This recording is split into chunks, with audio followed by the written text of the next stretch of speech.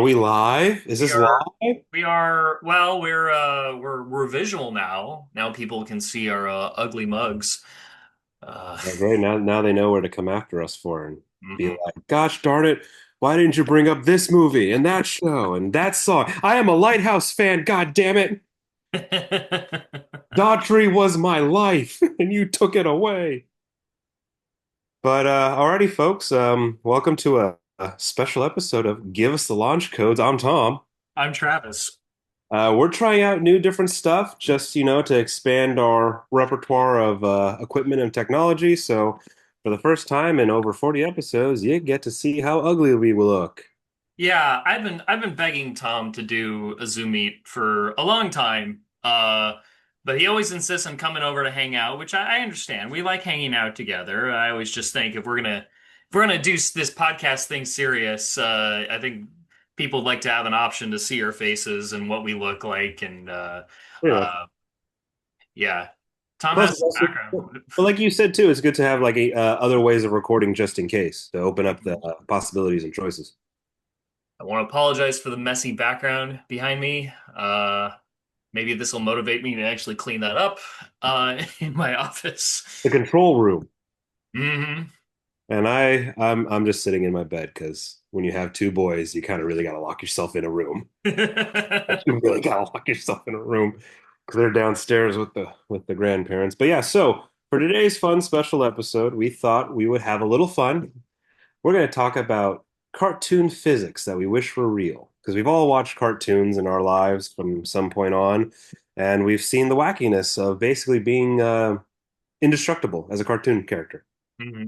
Unless it's a serious cartoon like, Rick and Morty or Digimon where people die. We're talking about like Looney Tunes stuff. Cartoon physics. So, Uh, for example, to start it off, if it helps you out, Travis, the simple one of where when someone like dodges a swing at their head, and all of a sudden it's like and then they can shrink their oh, head like a turtle, and then they pull with their they're hair, like they pull turtle. They're like a turtle going in their shell. yeah, but they go literally inside their body, and then they just pull their head out like a Hmm. yeah, kind of like that stuff, like stuff that we wish were kind of real, like that silliness. Uh,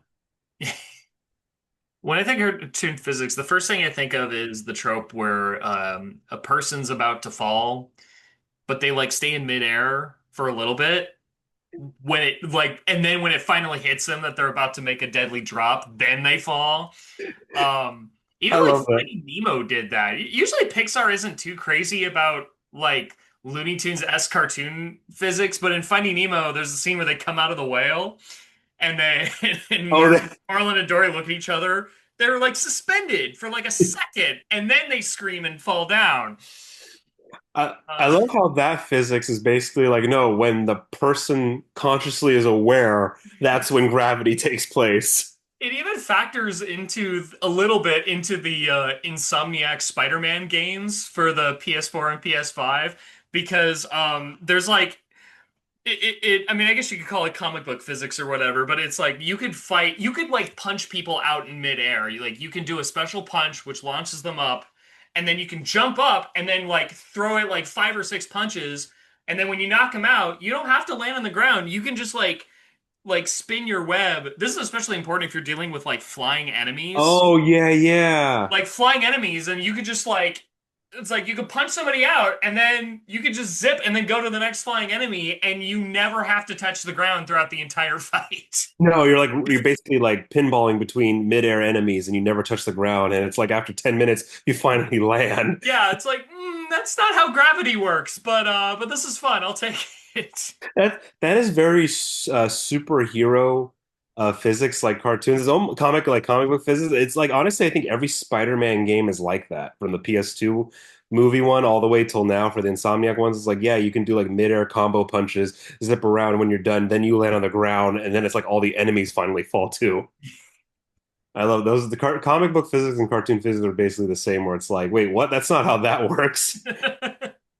I like another physics one where the way you can eat food, Hmm. it's like you can just swallow whole bone and meat, and you can like when there's a conveyor belt and you're just going,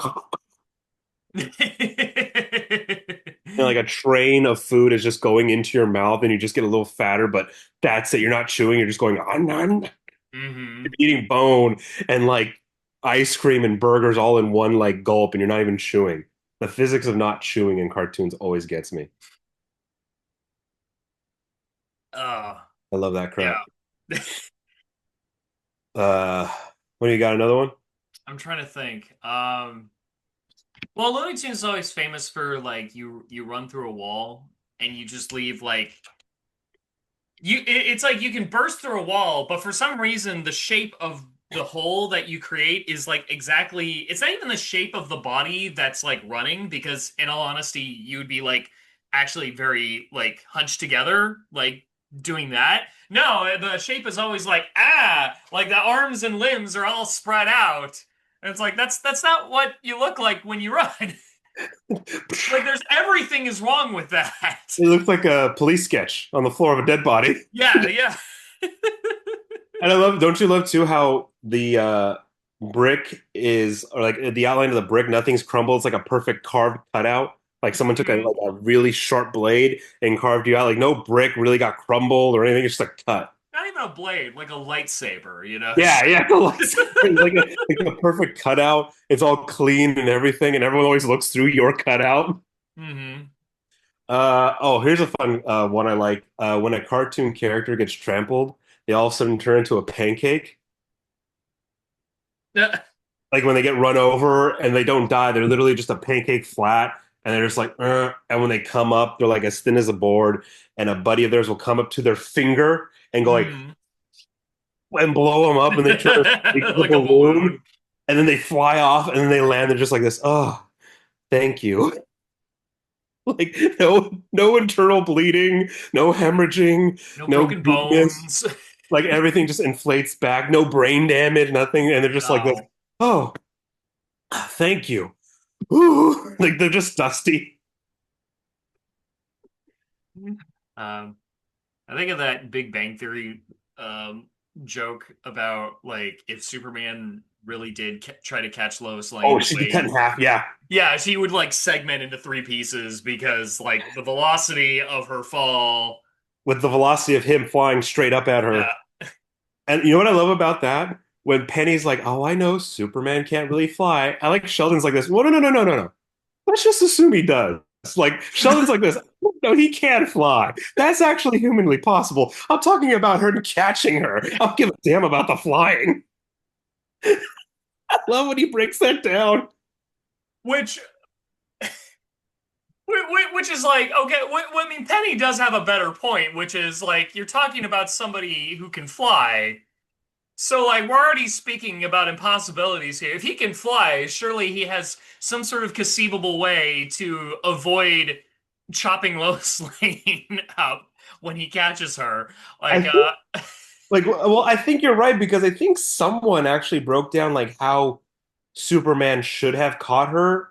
And I think is you don't catch her, coming down straight up. You catch her like this.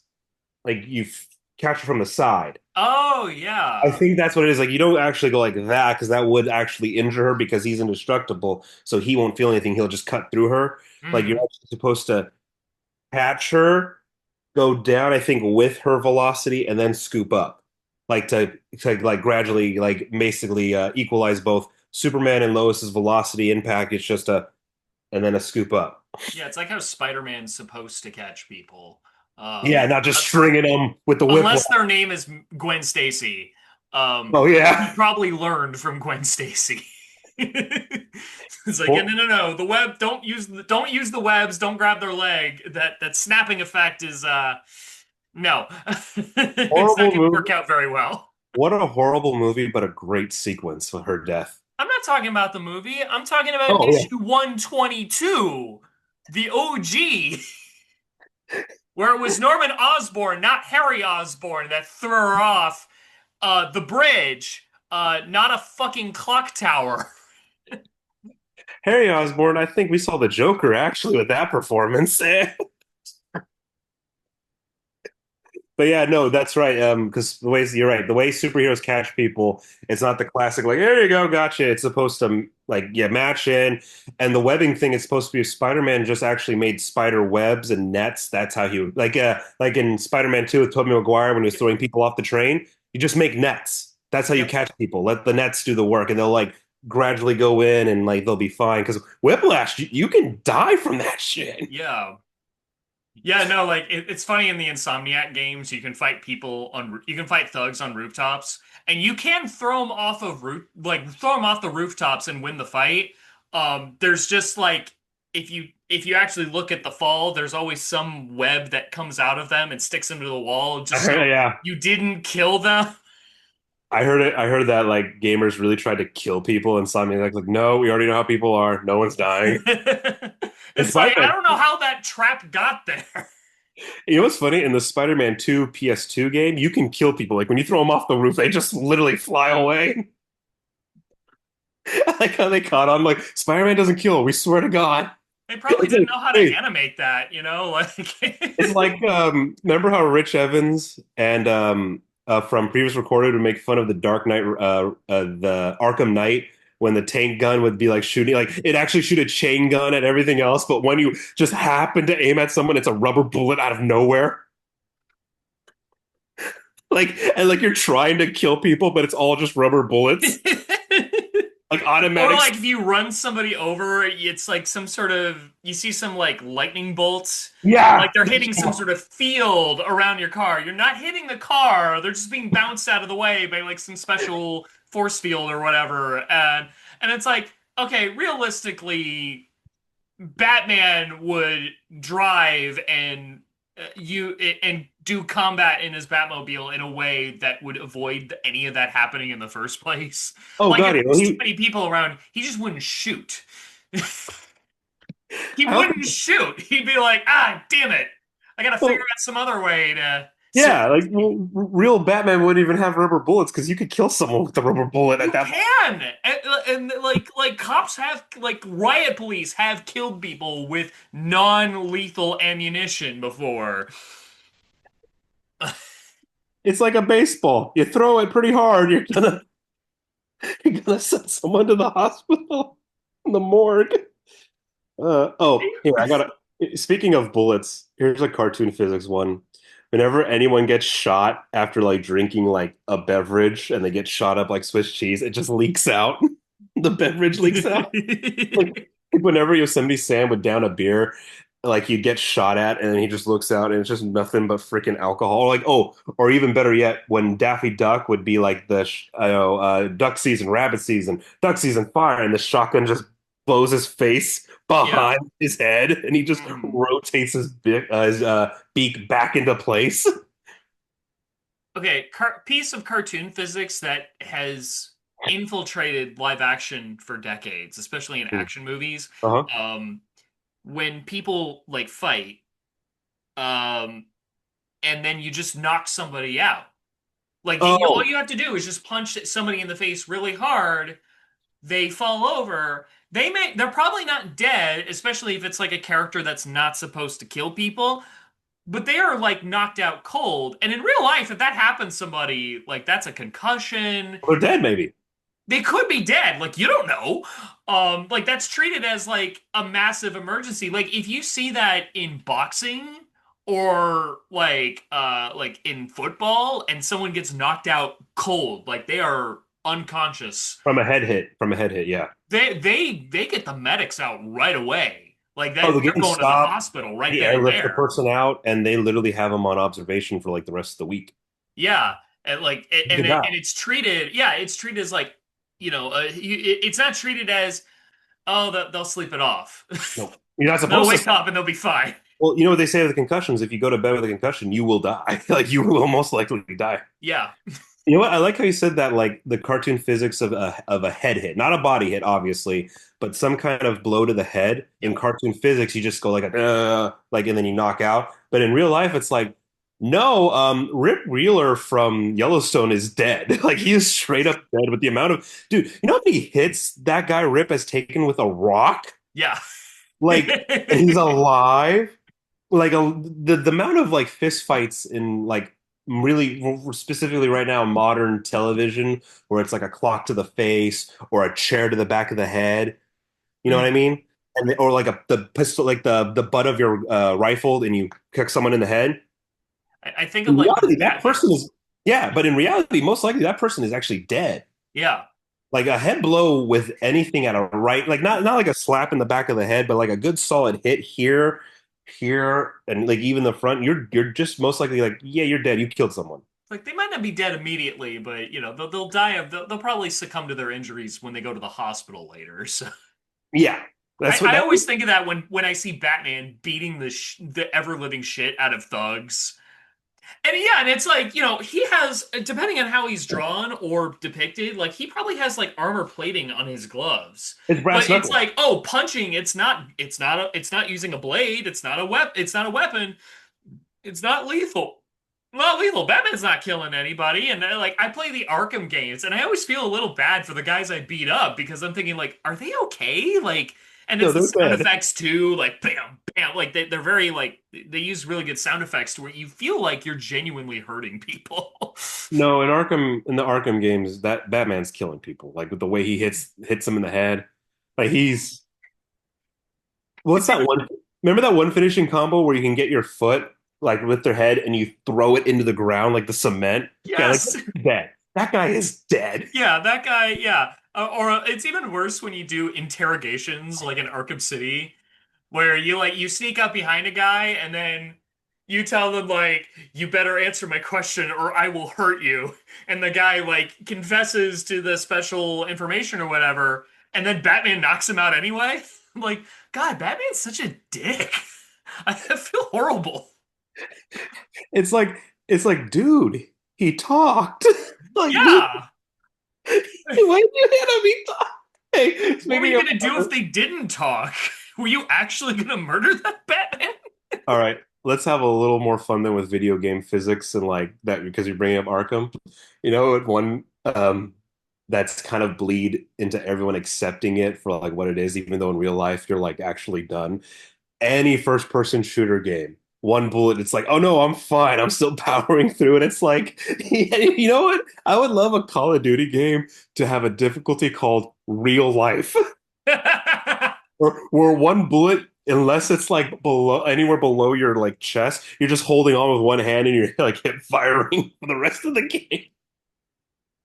They've played around with that idea where it's like you get hit so much and then you got to start crawling and Oh yeah, or and you you like play yeah, yeah, like and screen turns black and white for a little bit, and then you can get up and it does that weird like I lost audio for a second kind of feel, hmm. and then you just get up and go. Yeah, but that should be like the veteran difficulty where no, it's one hit and you're done. Like Yeah. that's it. And I guess to go with real life, it should be like a permadeath Ooh, that'd be a type fun. thing where I you would have to love start the whole game over. a Call Um, of Duty with a permadeath would be great because then you just make it where you like pay attention to the muzzle flash. That the muzzle flares are what will save you, kind of thing. But that would require way too much craft on way too much time for like at the developers because then they would have to because the problem is they design those levels around the fact that you can take 5 hits and be okay, and sometimes you just gotta like run and spray and whatnot.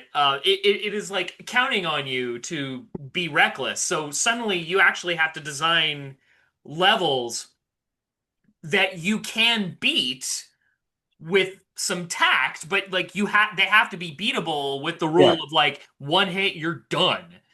Because yeah, like realistically, like yeah, you should not be able to take as many hits as you do, even if you're like playing like normal mode, and you get through a level unscathed. You get through a level without dying once. Like you're still taking hits. You're still taking like 10 bullets by the time you get to the end.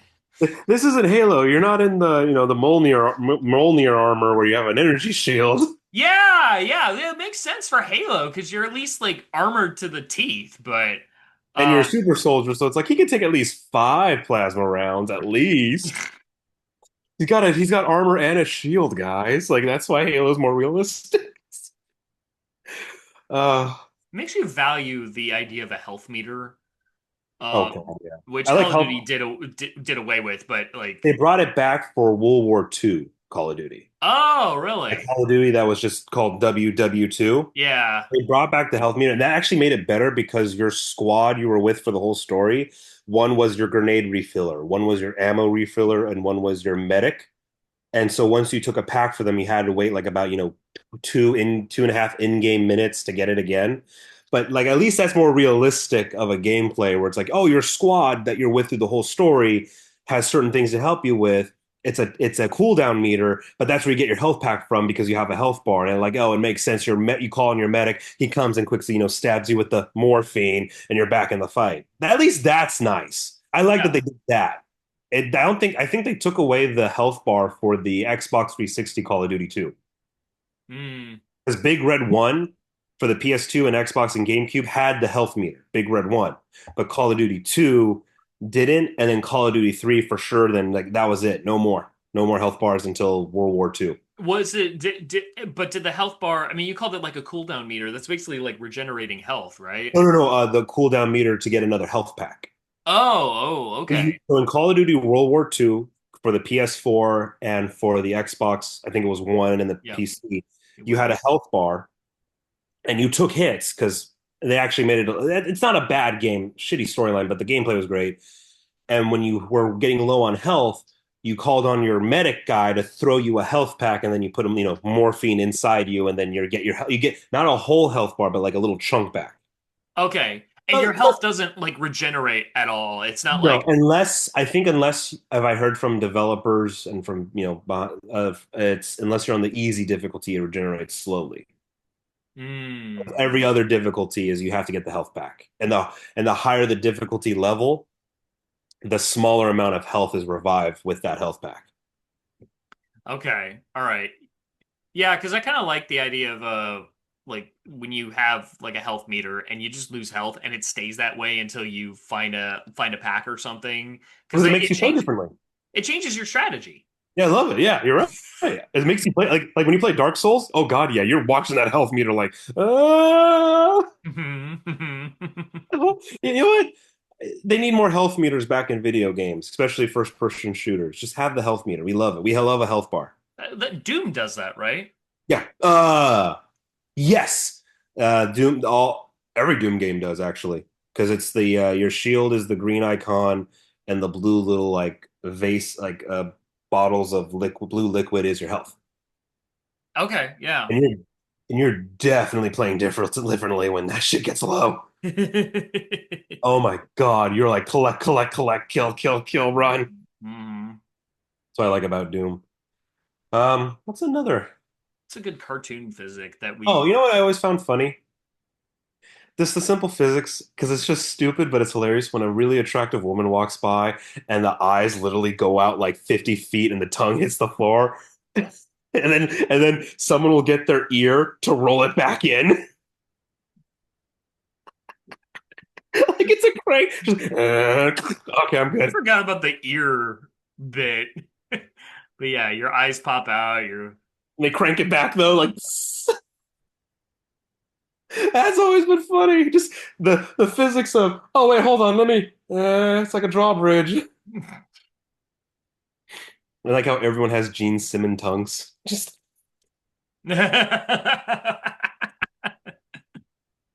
um, that's another physics one. Oh, I always like that when you get drunk. There's always a little swirls around your head when you're a drunk character. Like it's not like, hey, I'm drunk. It's like no, he's got like little swirls, like a blur effect happens around the top of the head. Because like that's how you know I'm shit faced. Just those It's little.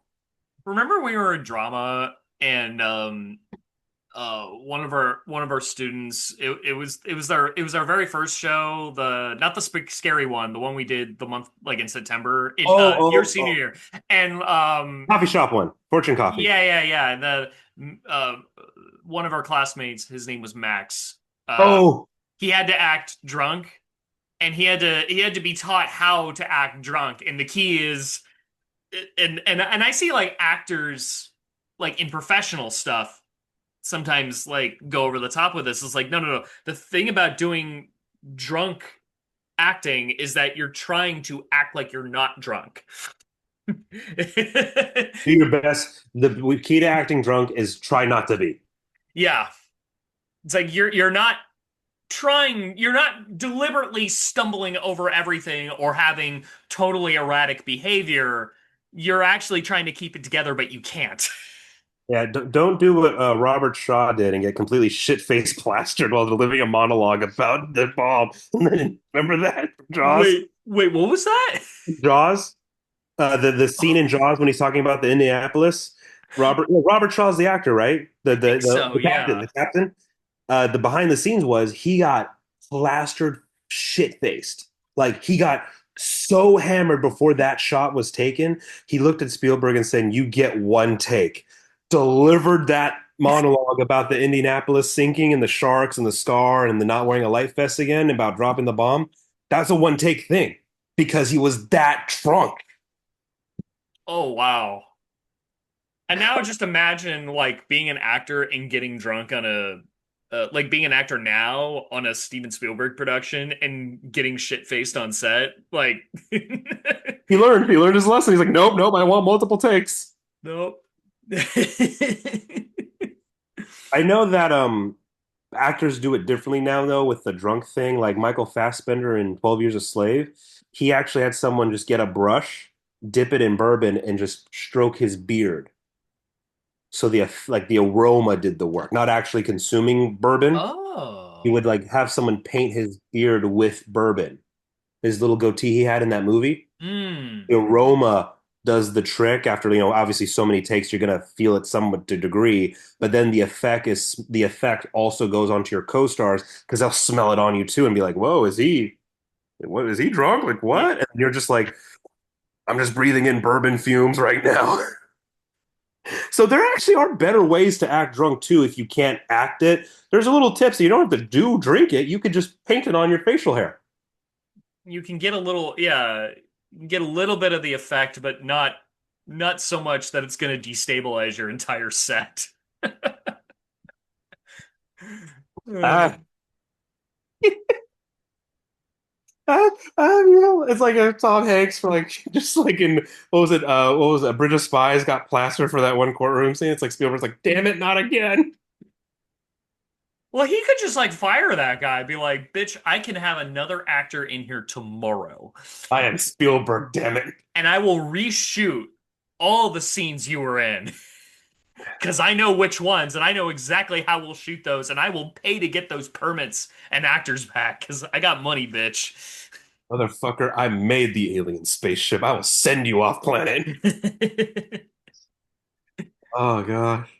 Oh man. It's been always fun about specifically you and me because we were born in '94.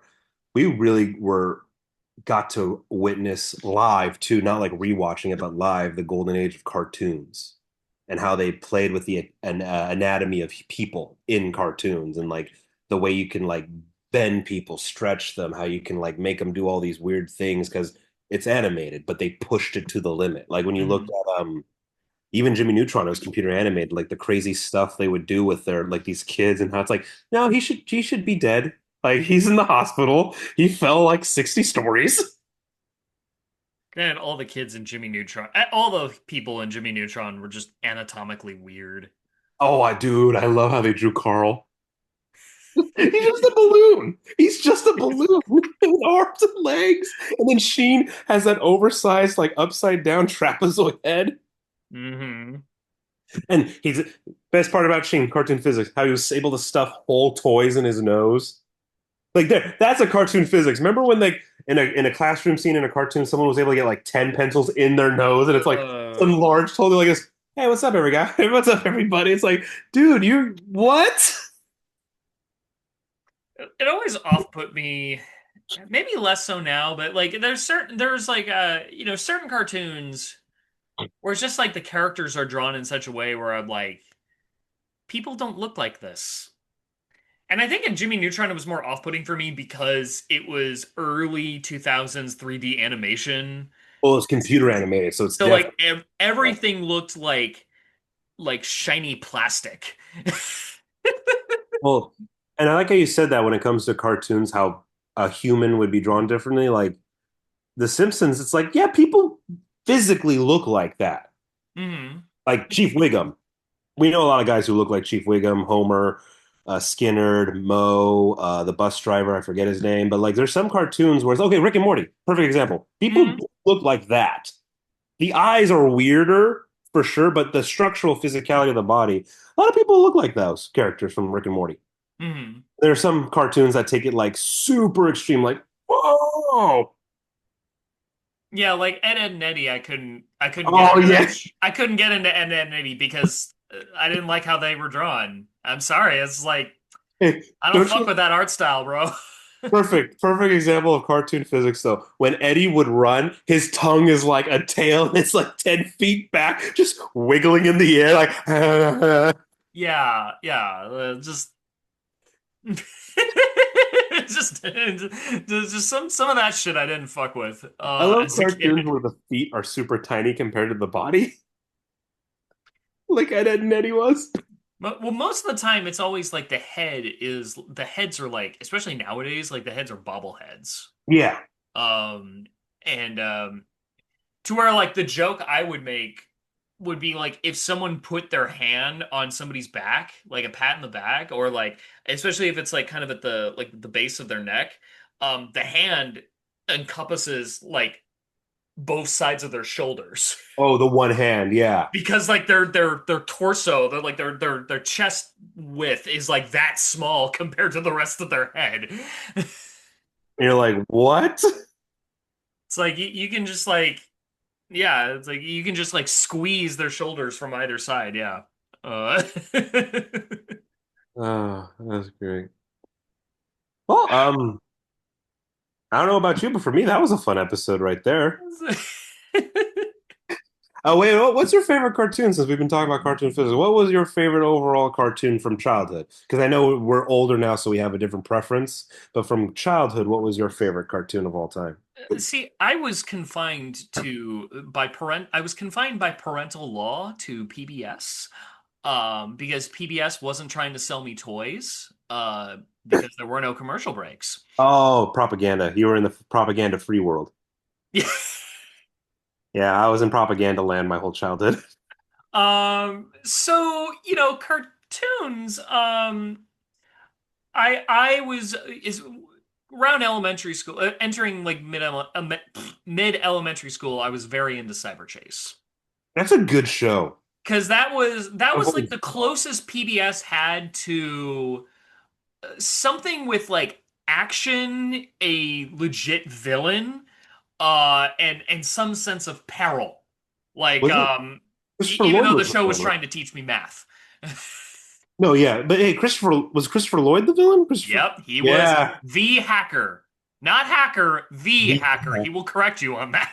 No, I heard you told me. I remember watching a few episodes. There were some dire moments, but it was all about math. But I was like, no, this is real. This is fucking real. Like people are gonna No, die. they won't say it, but it is conceivable that Matt, Jackie, and Inez, these 9 to 11-year-old children who are our main characters, could die if they don't solve the math problem correctly. That's awesome. I mean, I love we got to do an episode in the future. We talk about when cartoons had like legit villains and like kids were going to die, Hmm. mass destruction and death.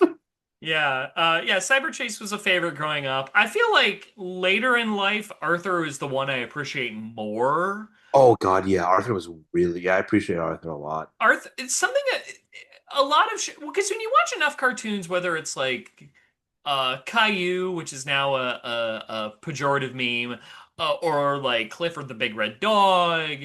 There enough of those shows you start seeing kind of the same morality plays over and over and Same over thing, again. yeah. Like, oh, this is the dishonesty episode. This is the one about sharing. This is the one about I don't know, not stealing, not doing bad, not being mean to your sibling. And Arthur expanded beyond those. I mean, I don't know how many episodes of that show they made. It was a big world. Like the whole sit town was constructed. Yeah, and sometimes they would comment on like sometimes things would get very like topical. Like um they had an episode that they made shortly after the Red Sox beat their World Series curse in '04. Except it was like the in-universe baseball team with a couple of Red Sox players as like voice cameos.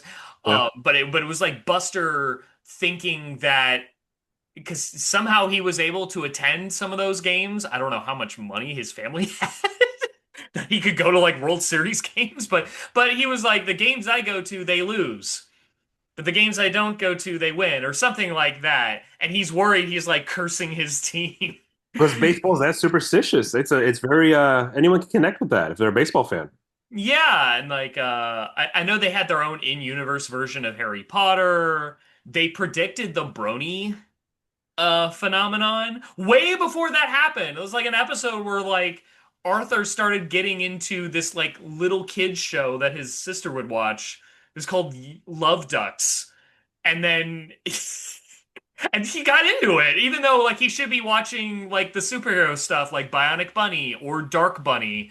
Uh and then somehow he inadvertently ropes his friends into it even though he's trying to hide it from his friends because he's embarrassed by his guilty pleasure. But like none Brony. of the other cartoons on PBS were doing stories like that. Just little like slice of life stuff. As I grow up, I appreciate Arthur more. Um, Arthur and Hey Arnold were like that when it came to cartoons. It mm, wasn't just like, oh, what's the message today? It's like, no, this is like it's like King of the Hill. It's like daily life, really. yeah, yeah. If you Arthur think was of both, essentially king of the hill for children. Arthur and Hey Arnold were King of the Hill for kids. They both were. Like one was for like under 10, one was for over 10. Because like both those, all three of those shows, when you look at cartoons, yes, I know King of the Hill is adult animation more, but they weren't. They were more than cartoons. It's like you could just film this with real people. They don't have to be, anthropomorphic bunnies and rabbits and dogs, or Hey Arnold, where they got like a weird head, like football head and big ass fat noses for no reason, like Squidward. It's like no, this is real life shit.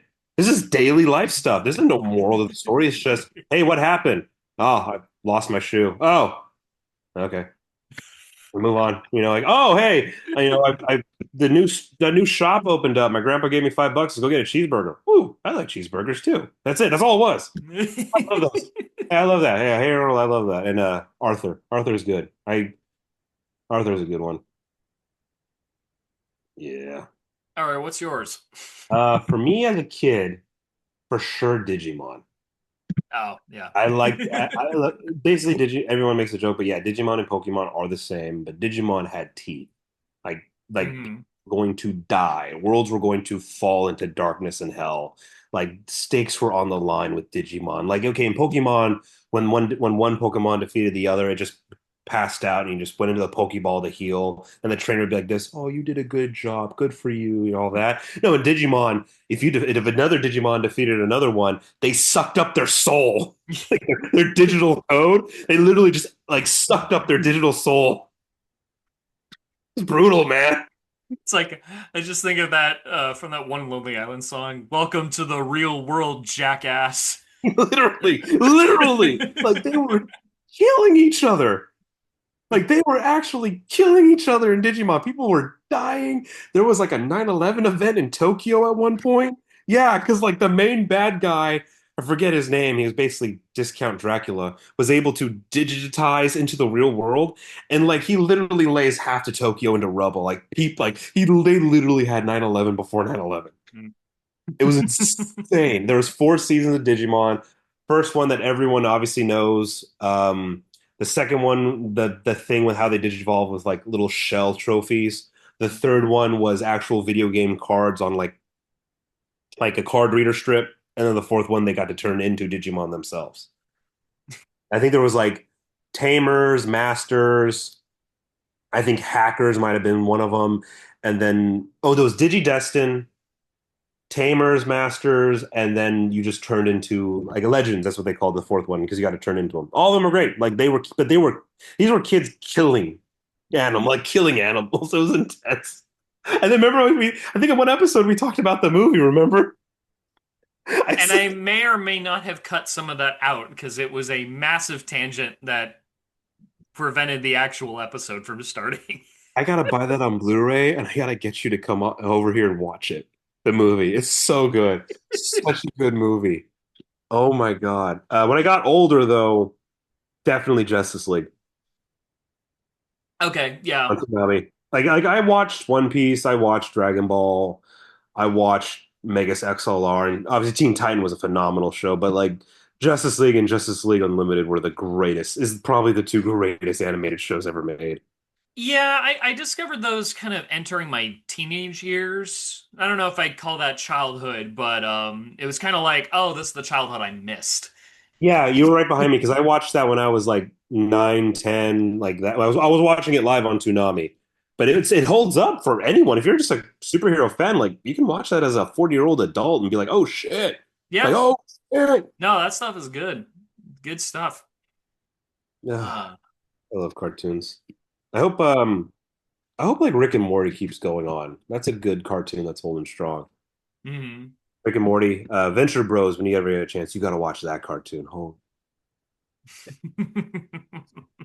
it's basically a union show between superheroes and villains. It's a union delegate show, like union bylaw shit. Yeah, I mean, yeah, and like I've been reading like the Stanley, not Lee Ditko, that's Spider-Man. Stan Lee, Jack Kirby, Fantastic Four, like the OG Fantastic Four, Mhm. and yet Venture Bros is kind of like a is essentially like a parody of Fantastic Four, It right? starts off as a parody of Johnny Quest for sure. That's where it starts off. That's what it the baseline is Johnny Quest, and then it goes into Hannibal Barbera, then it goes into Fantastic Four, and then it goes into Heroes. Like that's how it starts. But the base is Johnny Quest making fun of that. Then it grows I just want to into point out, I just want to point out, you called it Hannibal Barbera. did I say Hannibal Barberas? Yeah, you did. You added like an extra B. Or maybe you just stuttered when you said Barbera. Like you added like a B sound that shouldn't have been there.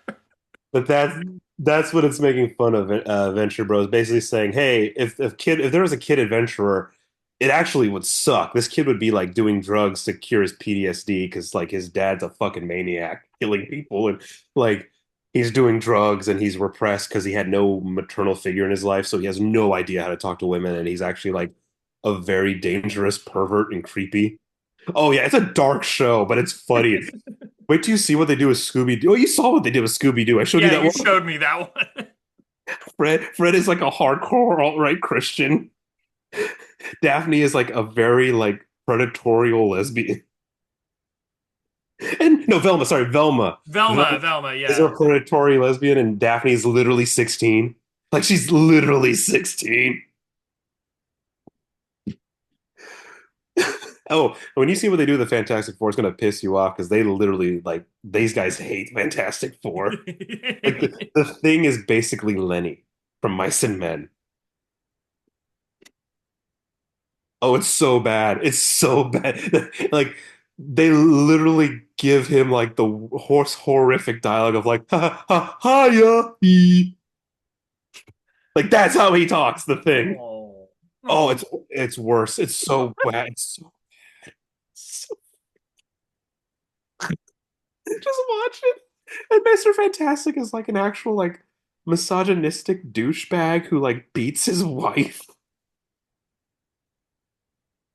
Well, then fortunately there is an early issue where he slaps Sue. So like Oh, and they play into that hard. Like and he part of that is just because um I've learned from reading like 60s Marvel that Stan Lee did not know how to write women at all. Um I mean, what it's is he, not as Taylor bad in Sheridan? Spider-Man because it's just the Spider-Man show. Like it's Spider-Man and the girls he's into, and although Peter does come off like a douchebag at times in those early books, but it's worse in Fantastic Four because like Sue is a full-fledged member of the team. And in the early books, she could only turn invisible. She didn't have the force fields yet, and it was so Oh. bad. Like, and so there's a lot of issues where early on were she didn't really do all that much, other than be like, "Oh no, Reed, what are we gonna do? Oh, I'm totally frightened. My femininity is getting in the way." And it was so bad that like a lot of people would write to Marvel, comic readers would write to Marvel and be like, "Why the fuck is Sue here? Sue doesn't do anything." Fix Like it. her invisibility doesn't do very much. Like maybe she'll do some stealth, but then the enemy will find out where she is and be like, "Ah, I see you." And like, "Oh no, help me." So that's why they eventually had to give her force field powers so that she could be useful in battle. But even then, it's still like she's still written the way that like a 60s hack, sorry Stanley, uh um would write her, like write a woman. Like she's still not written to her full potential as like a full-fledged member of the Fantastic Four. You don't see that until much later. And it's a little irritating to read at times, even though that is like such a seminal run. Lee and Kirby wrote it Yeah. through like 100 something issues together before it finally passed on to other people. But yeah, it's like, yeah, we love Stan. Rest in peace. Yeah, But he couldn't write a woman with depth to save his life. that's hilarious. And this isn't me being like a woke feminist dude No, or no, no, whatever. that's I how just it want is. an interesting character. Well, that's how it is with some writers, as we've seen even today. Like, look at Taylor Sheridan. He writes women so weirdly. That's why I can't watch Landman. Because like the first couple episodes, it's just Billy Bob Thornton saving the women in his life for being too fucking stupid. Well, he's either saving them or getting blue balled from them, which is so weird to watch. Or both. Yeah, Or he's lecturing them on his wisely man knowledge because the women said something stupid and he has to correct him, god damn it. And then the woman just kind of stands there and be like, "Oh, I guess I know better now. The more you know." God, I I hate the conversations with his daughter. oh, Dad, Dad, oh, it's okay. Yes, we're having sex. Okay. And my ex question is, yes, we use protection as long as he follows the one rule, everything's fine. I'm gonna hate myself for asking, but what's the one rule? As long as he doesn't come in me, he can come anywhere on me. I'm gonna go get a Dr. Pepper. Do you want a Dr. Pepper? I gotta get a fucking Dr. Pepper. oh, Like, that's dude. it's like that. And I know Sheridan has kids. I don't He know has how old sons. they are. He only has sons. He only has sons? I think he has four sons. That's what's Oh, so okay. weird. I'm like Because this. that's written like a guy who has. It is written like a dad who has never had a daughter, That's why it's written like that. He has and only and maybe has never had sisters. Like he's just no. like that is not how that conversation goes. No. And I'm like, this dude, did you talk to anyone who has a daughter? Like, yo, what the fuck, bro? No, he doesn't talk to anybody. He wants to do it all himself. Oh, Arrogant prick. Um, oh God, it gets worse in season two. I've seen a lot of clips and I'm like, oh my God, like, dude, why did you marry this chick? I'm looking it up now. He has one son. Oh, I thought he had multiple. Okay, well, still, it's still weird. Yeah, that it's like yeah, because he's not gonna have that. He's not gonna have that conversation with his daughter, so he doesn't understand how to write that conversation. Uh, Yeah, I only have sons, but I know for sure. I'm like, oh God, no, hell the fuck no. yeah. Oh, Well, this was our test episode. yeah. This is Well, this will get released sometime next year, right? Because we're filming on December 6th, 2025, so this will be a 2026 release at some point. this is the test to see if Tom knew how to video chat. I'm a troglodyte. This is a test of the emergency broadcast system. And you know what, Tom? I think you did a very good job. Ooh, Uh, ooh, fire, fire, ooh, ooh, ooh, ooh, ooh, you, fire, good, you fire, figured good. it out. There's I see a bright future ahead of us. Uh, Yeah, I have no clue how technology works. Honestly, I'm the social media guy for our podcast, and trust me, man, I'm struggling. it's been very funny seeing Yes, he is, because I don't have time to manage that. It's been funny. It's been funny seeing you. Actually, no, you've been doing a pretty good job with that. Just kind of because it's all about, you know, it's basically just spamming the algorithm. That's what we're doing right now. I mean, I gotta Yeah, get better. I want to add like actual news clips and actual like film clips, and I'm just like Control Alt something. Even though I'm using an iPhone, I'm still thinking Control Alt. yeah. Well, this was our test episode, but also another fun episode, folks. Let us know in the comments, Instagram, TikTok, X, or through Spotify and Apple Podcasts, anywhere you listen. Let us know through the comments. What's your favorite cartoon? What's a cartoon physics you wish were real? And anything else you'd like us to talk about in the future? Because trust me, we're still on our break for the season because we wrapped it up early. We'll be releasing the season finale soon. But starting next year, 2026, folks, we're hitting it hard. We have a lot to do in January because our country's really stupid right now. We have so much to do. Oh, yeah. Yeah, All right, yeah, well, yeah. I'm Tom. I'm Travis. Thanks again for joining us, everyone, for another episode of Give Us the Launch Codes. Good afternoon, good evening, and good night. Bye, everyone.